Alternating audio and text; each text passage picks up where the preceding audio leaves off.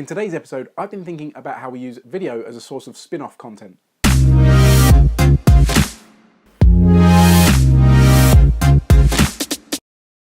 Welcome to part 2 of my 5-part mini-series on putting video at the heart of your content strategy. Yesterday we talked about how video made efficient use of Fiona time, and today we're going to continue that theme and talk about how further efficiencies can be achieved by using video as a source of spin-off content. A finished video is certainly a solid piece of content in its own right, but I also like to think of it as a method of knowledge capture and refinement.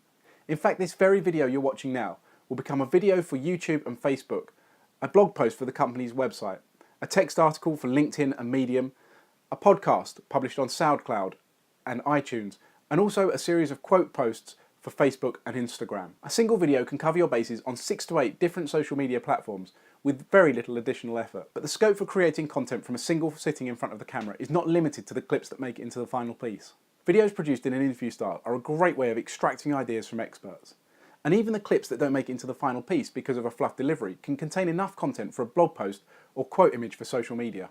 I'll wrap up today's episode by giving you 3 tips for creating videos that are suitable for spin-off content. Record your videos in an interview style, but ask your expert to respond in full sentences. You'll edit out the questions in post-production, but they provide a structure for your expert's performance. Ask open-ended questions that get your expert talking, but always follow up with extension questions that get them to reveal a little bit more. I like to have a bank of these extension questions up my sleeve. Things like, can you tell me more about that? Or why is this important? Or is there an alternative to this approach? These can all reveal additional details that help with the final narrative.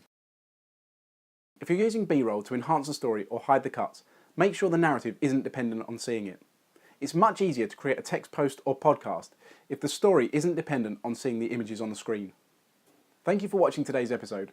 Don't forget to post your questions on marketing, design and creativity in the legal services industry on Twitter or in the comments below. And in the meantime, I look forward to seeing you next time.